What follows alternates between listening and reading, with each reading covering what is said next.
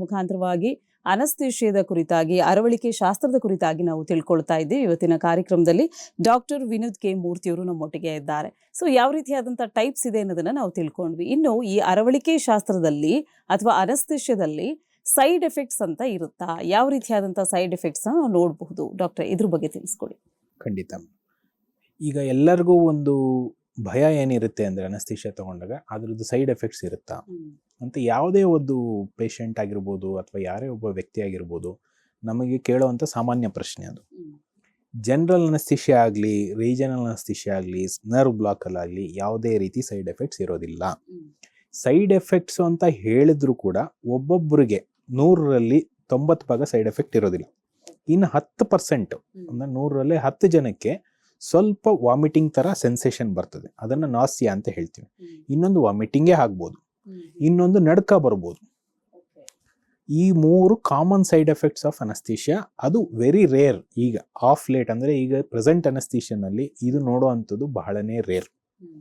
ಅದು ಕೆಲವು ಸೆಲೆಕ್ಟಿವ್ ಇಂಡಿವಿಜುವಲ್ಸಲ್ಲಿ ನಾವು ಇವಾಗ್ಲೂ ಸ್ವಲ್ಪ ವಾಮಿಟಿಂಗ್ ಆಗಿರ್ಬೋದು ಅಥವಾ ಬರುವಂಥ ನಾಸಿಯಾ ಅಂದರೆ ಸೆನ್ಸೇಷನ್, ಅದು ವಾಮಿಟಿಂಗ್ ಆಗುತ್ತೆ ಅನ್ನೋ ಸೆನ್ಸೇಷನ್. ಇನ್ನೊಂದು ಕೈ ನಡುಕಗಳು ಬರೋದು, ಶಿವರಿಂಗ್ ಅಂತ ಏನು ಹೇಳ್ತೀವಿ, ಇದು ಕಾಮನ್ ಆಗಿ ನೋಡುವಂಥದ್ದು ನಾವು. ಬಟ್ 100ರಲ್ಲಿ 90 ಭಾಗ ಯಾರಿಗೂ ಆಗೋದಿಲ್ಲ. ಇನ್ನೊಂದು 10% ಆಗುವಂಥ ಚಾನ್ಸಸ್ ಇರುತ್ತೆ. ಬಟ್ ಅದಕ್ಕೂ ಟ್ರೀಟ್ಮೆಂಟ್ ಇದೆ. ಓಕೆ, ಸೊ ಈ ರೀತಿಯಾದಂಥ ಸೈಡ್ ಎಫೆಕ್ಟ್ಸ್ನ ಕಾಮನ್ ಆಗಿ ನಾವು ನೋಡ್ಬೋದು ಹಾಗಿದ್ರೆ. ಓಕೆ, ಇನ್ನು ವೀಕ್ಷಕರೇ, ಸೈಡ್ ಎಫೆಕ್ಟ್ಸ್ ಯಾವ ರೀತಿ ಆಗಿರುತ್ತೆ ಅಂತ ಡಾಕ್ಟರ್ ನಮಗೆ ತಿಳಿಸ್ಕೊಟ್ರು. ಯಾವ ಯಾವ ಸರ್ಜರಿಗೆ ಈ ಅನಸ್ತೇಷಿಯಾವನ್ನ ಕೊಡ್ತಾರೆ ಅಥವಾ ರೆಫರ್ ಮಾಡ್ತೀನಿ ಅಂತ ಡಾಕ್ಟರ್ ನಮಗೆ ತಿಳಿಸ್ಕೊಟ್ರು. ಇನ್ನು ಸರ್ಜರಿಗೆ ಹೋಗೋಕ್ಕಿಂತ ಮುಂಚಿತವಾಗಿ ಅಂದರೆ ಅನಸ್ತೇಷಿಯಾವನ್ನ ತಗೊಳ್ಳೋಕ್ಕಿಂತ ಮುಂಚಿತವಾಗಿ ಎಷ್ಟು ಗಂಟೆಗಳಿಗಿಂತ ಮುಂಚೆ ನಾವು ಫುಡ್ನ ತಗೊಳ್ಬೇಕಾಗತ್ತೆ ಅಥವಾ ನೀರನ್ನ ಕುಡಿಬೇಕಾಗತ್ತೆ? ಕೆಲವರು ಡಾಕ್ಟರ್ ಊಟ ಮಾಡ್ಕೊಂಬಂದ್ಬಿಟ್ಟಿದ್ದಾರೆ, ನೀರು ಕುಡ್ಕೊಂಬಂದಿದ್ದಾರೆ, ನಾವು ಹೇಳಿದ್ರೆ ನಿಮ್ಗೆ ಅರ್ಥ ಆಗಲ್ಲ. ಸೊ ಡಾಕ್ಟರ್ ಅದನ್ನೆಲ್ಲ ಹೇಳ್ತಾರೆ.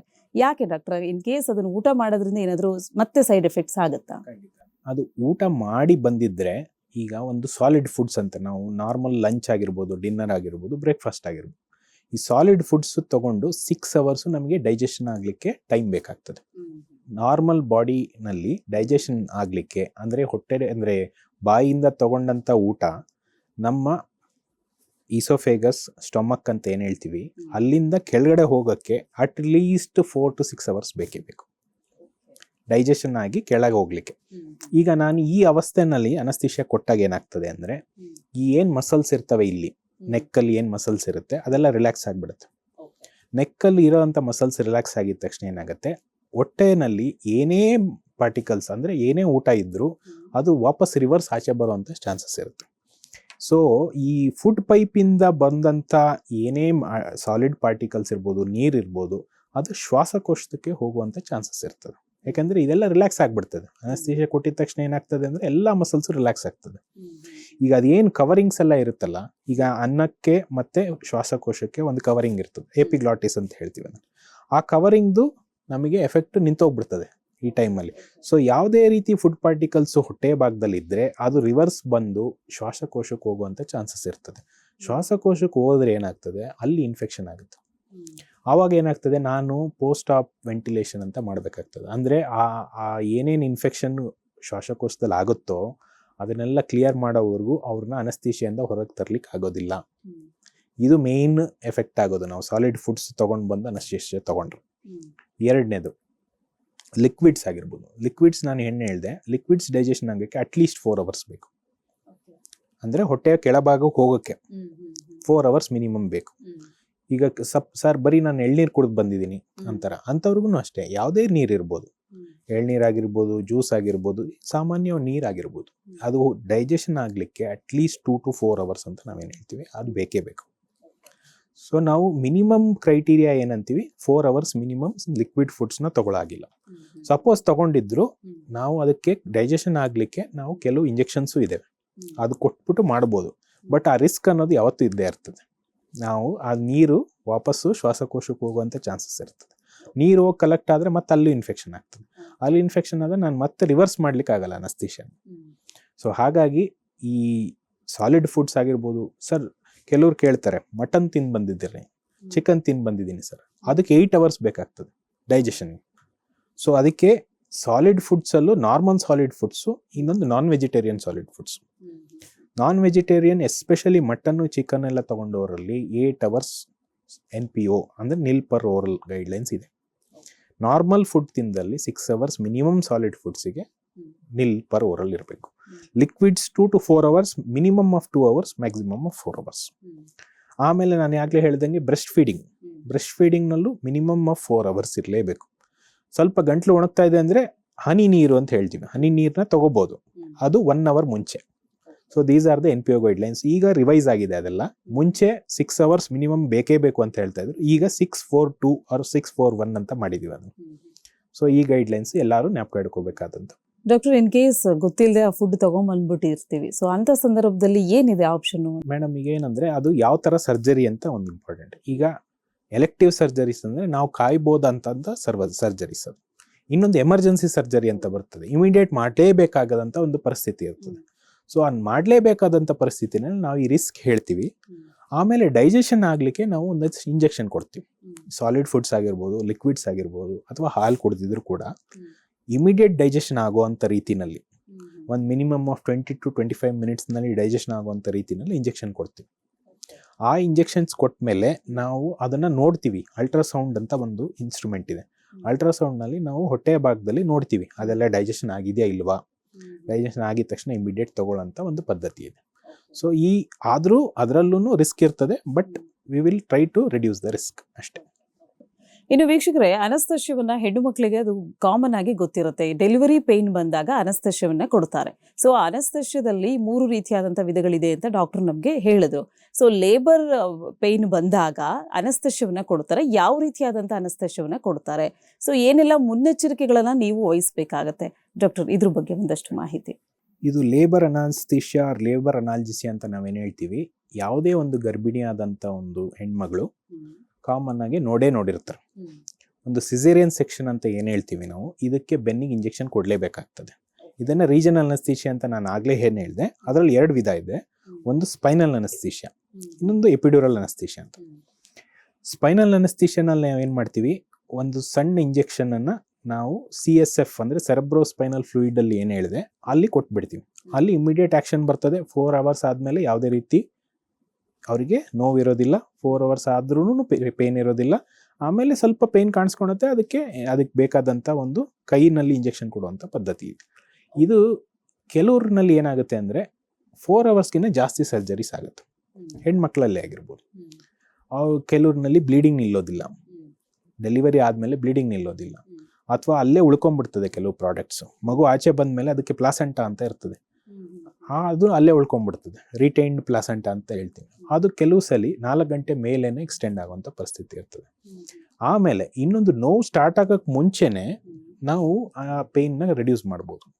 ಅದಕ್ಕೆ ಲೇಬರ್ ಅನಾಲ್ಜಿಸಿಯಾ ಅಂತ ಹೇಳ್ತೀವಿ. ಅನಾಲ್ಜಿಸಿಯಾ ಅಂದರೆ ಪೇನ್ ಲೆಸ್ ಡೆಲಿವರಿ ಅಂತ. ಸೊ ಇದನ್ನ ಏನು ಮಾಡ್ತೀವಿ, ಲೇಬರ್ ಅನಾಲ್ಜಿಸಿಯಾನಲ್ಲಿ ನಾನು ಆಗಲೇ ಹೇಳ್ದಂಗೆ CSF ವರೆಗೂ ಹೋಗೋದಿಲ್ಲ ಅನಸ್ಥೀಷಿಯಾ ಕೊಡಲಿಕ್ಕೆ. CSFಗಿನ್ನ 2 ಲೇಯರ್ ಮುಂದೆ ಅಂದರೆ ಮುಂಚೆ ಡ್ಯೂರಾಮ್ಯಾಟರ್ ಅಂತ ಏನು ಹೇಳ್ತೀವಿ. ಆ ಡ್ಯೂರಾಮ್ಯಾಟರ್ ಎಪಿಡ್ಯೂರಲ್ ಅಂದರೆ ಮೊದಲು, ಎಪಿ ಅಂದರೆ ಮೊದಲು, ಡ್ಯೂರಾಮ್ಯಾಟರ್ಗೆ ಮೊದಲು, ಆರ್ ಅದನ್ನು ಏನಂತೀವಿ ಎಪಿಡ್ಯೂರಲ್ ಅನಸ್ಥೀಷಿಯಾ ಅಂತ ಹೇಳ್ತೀವಿ. ಈ ಎಪಿಡ್ಯೂರಲ್ ಅನಸ್ಥೀಷಿಯಾನಲ್ಲಿ ಒಂದು ಸಣ್ಣದಾದಂಥ ವಯರ್ ಇಡ್ತೀವಿ. ಆ ವಯರ್ ಇಟ್ಟಲ್ಲಿ ನಾವು ಆ ಸ್ಪೇಸ್ನಲ್ಲಿ ಅನಸ್ಥೀಷಿಯಾ ಕೊಡ್ತಾ ಇರ್ಬೋದು. ಈ ಅನಸ್ಥೀಷಿಯಾ ನಾವು 5 ದಿವಸದವರೆಗೂ ಕೊಡ್ಬೋದು. So this is called as epidural analgesia, or it can be converted into anaesthesia ಕೂಡ. ಸೊ ಇದನ್ನ ಏನು ಮಾಡ್ತೀವಿ ನಾವು, ಅವರಿಗೆ ಗರ್ಭಿಣಿಯರಿಗೆ ನೋವು ಸ್ಟಾರ್ಟ್ ಆಗೋಕ್ಕೆ ಮುಂಚೆನೇ ನಾವು ಎಪಿಡ್ಯೂರಲ್ ವಯರ್ ಇಟ್ಬಿಟ್ಟು ಅನಸ್ಥೀಷಿಯಾ ಕೊಡಲಿಕ್ಕೆ ಸ್ಟಾರ್ಟ್ ಮಾಡಿರ್ತೀವಿ. ಸೊ ಅವ್ರಿಗೆ ಯಾವುದೇ ರೀತಿ ನೋವಿರೋದಿಲ್ಲ. ಬಟ್ ಅದನ್ನ ನೋವು ಬರುತ್ತಾ ಇಲ್ವಾ ಅಂತ ಗೈನಕಾಲಜಿಸ್ಟ್ ಏನು ಮಾಡ್ತಾ ಇರ್ತಾರೆ, ಎವ್ರಿ ½ an hour ಚೆಕ್ ಮಾಡ್ತಾ ಇರ್ತಾರೆ. ಆ ಮಗು ಕೆಳಗೆ ಬರ್ತಾ ಇದೆಯಾ, ಕರೆಕ್ಟಾಗಿ ನಾರ್ಮಲ್ ಡೆಲಿವರಿ ಆಗುತ್ತಾ, ಆಗೋದಿಲ್ವಾ, ಅಥವಾ ಮಗು ಹಾರ್ಟ್ ಬೀಟು ಹಿಂದೆ ಮೇಲೆ ಕೆಳಗೆ ಆಗ್ತಾ ಇದೆಯಾ, ಇದನ್ನೆಲ್ಲ ಅವ್ರು ಎವ್ರಿ ½ an hour ಚೆಕ್ ಮಾಡ್ತಾನೆ ಇರ್ತಾರೆ. ಇದು ಕೊಟ್ಟಾಗ ಯಾಕಂದ್ರೆ ಅವ್ರಿಗೆ ನೋವು ಬರೋದಿಲ್ಲ. ನಾವು ಅನಸ್ಥೀಷಿಯಾ ಅನಾಲ್ಜಿಸಿಯಾ ಏನು ಕೊಟ್ಟಿರ್ತೀವಿ ಅದು ಕೊಟ್ಟಿದ ತಕ್ಷಣ ಅವ್ರಿಗೆ ನೋವು ಅನ್ನೋದು ಕಾಣಿಸ್ಕೊಳೋದಿಲ್ಲ. ಸೊ ಅವ್ರೇನು ಹೇಳೋದಿಲ್ಲ. ಸೊ ಹಾಗಾಗಿ ಅದು ರೆಗ್ಯುಲರ್ ಮಾನಿಟರಿಂಗ್ ಬೇಕಾಗ್ತದೆ. ಆಮೇಲೆ ಇಮಿಡಿಯೇಟ್ ನಾವು ಅದು ಡೆಲಿವರಿ ಆಗುತ್ತೆ ಅಂದರೆ ನಾರ್ಮಲ್ ಡೆಲಿವರಿ ಫೆಸಿಲಿಟೇಟ್ ಮಾಡ್ಬೋದು. ಇಲ್ಲ ಅಂದರೆ ಸಿಸೇರಿಯನ್ಗೆ ಇಮಿಡಿಯೇಟ್ ತೊಗೊಂಡು ಸಿಸೇರಿಯನ್ನು ಮಾಡ್ಬೋದು. ಸೊ ಇದ್ರದ್ದು ಅಡ್ವಾಂಟೇಜ್ ಏನಂದರೆ ಸ್ಪೈನಲ್ ಅನಸ್ಥೀಷಿಯಾ ಅಂತ ನಾನು ಏನು ಹೇಳಿದೆ ಅದು ಇಮಿಡಿಯೇಟ್ ಆ್ಯಕ್ಷನ್ ಬರ್ತದೆ. ಬಟ್ ಈ ಎಪಿಡ್ಯೂರಲ್ ಅನಸ್ಥೀಷಿಯಾಗೆ ಟೈಮ್ ತೊಗೊಳ್ತದೆ. ಇದಕ್ಕೂ ½ an hour ಟೈಮ್ ಬೇಕು. ಸೊ ಬಟ್ ಇದು ಎಪಿಡ್ಯೂರಲ್ ಅನಸ್ಥೀಷಿಯಾದ ಅಡ್ವಾಂಟೇಜ್ ಏನಂದರೆ it can be extended to 5 days. ನಾವು 5 ದಿವಸ ಯಾವುದೇ ರೀತಿ ನೋವಿಲ್ದಂಗೆ ಪೇಷಂಟ್ಗೆ ಇಡ್ಬೋದು. ಇನ್ನು ಡಾಕ್ಟರ್ ಕೆಲವ್ರು ಹೇಳ್ತಾರೆ, ಸೊ ಅನಸ್ತೇಶಿಯಾ ಅಂದ್ರೆ ಇಂಜೆಕ್ಷನ್ ಬೆನ್ನಿಗೆ ಕೊಟ್ಬಿಟ್ಟಿದ್ದಾರೆ, ಅವಾಗಿಂದ ನನಗೆ ಬೆನ್ನು ನೋವು ಶುರುವಾಗಿದೆ ಅಥವಾ ಸೊಂಟ ನೋವು ಶುರುವಾಗಿದೆ ಅಂತ. ಹೌದಾ ಡಾಕ್ಟರ್ ಇದು ಸೈಡ್ ಎಫೆಕ್ಟ್? ಇದು ಖಂಡಿತ ತಪ್ಪು ತಿಳುವಳಿಕೆ. ಯಾಕೆಂದ್ರೆ ಮೊದಲು ಏನಾಗ್ತಿತ್ತು, 2000 ಇಸ್ವಿಗಿನ್ನ ಮುಂಚೆ ನಾವು ಏನ್ ಅನಸ್ತೇಶಿಯಾ ಕೊಡ್ತಾ ಇದ್ವಿ, ನೀಡಲ್ಸ್ ಏನ್ ಯೂಸ್ ಮಾಡ್ತಾ ಇದ್ವಿ, ಅದು ತುಂಬಾ ದಪ್ಪ ಇತ್ತು. ಆ ದಪ್ಪ ನೀಡ್ಲಲ್ಲಿ ಇಂಜೆಕ್ಷನ್ ಕೊಟ್ಟಾಗ 100ರಲ್ಲಿ ಒಂದು 20 ಜನಕ್ಕೆ ನೋವು ಬರ್ತಾ ಇತ್ತು. ಬಟ್ ಇವಾಗ 2005 ನಂತರ ಏನೇನ್ ಇಂಜೆಕ್ಷನ್ ಕೊಡ್ತಾ ಇದೀವಿ ಅದೆಲ್ಲ ತುಂಬಾ ಥಿನ್ ನೀಡಲ್ಸ್. ಥಿನ್ ಅಂದ್ರೆ ಒಂದು ಪೇಪರ್ ಎಳೆಯಷ್ಟು ನೀಡ್ಲ್ ಇರುತ್ತದೆ ಗಾತ್ರ. ಸೊ ಅದರಲ್ಲಿ ಕೊಡೋದ್ರಿಂದ, ಆಮೇಲೆ ಎಕ್ಸ್ಪರ್ಟ್ ಹ್ಯಾಂಡ್ ಅಲ್ಲಿ ಕೊಡೋದ್ರಿಂದ ಯಾವುದೇ ರೀತಿ ನಿಮಗೆ ಬೆನ್ನೋವು ಬರೋದಿಲ್ಲ. ಒಂದು ವೇಳೆ ಬೆನ್ನೋವು ಕಾಣಿಸ್ಕೊಂಡ್ರು ಅದು ಅನಸ್ತೇಶಿಯಾಯಿಂದ ಅಲ್ಲ. ಯಾಕೆಂದ್ರೆ ಒಂದು ಮಗು 3 kg ನಾವು ಒಳಗೆ ಇಟ್ಕೋಬೇಕಾದ್ರೆ ಒಂದು ತಾಯಿ 11 kg ಜಾಸ್ತಿ ಆಗಿರ್ತಾಳೆ. ಪೀರಿಯಡ್ ಆಫ್ 9 months ನಲ್ಲಿ 9 ತಿಂಗಳಲ್ಲಿ 11 kg ಜಾಸ್ತಿ ಆಗಿರ್ತಾರೆ ಯಾವುದೇ ಒಂದು ತಾಯಿ ಒಂದು 3 kg ಮಗು ಹೊರಬೇಕಾದ್ರೆ.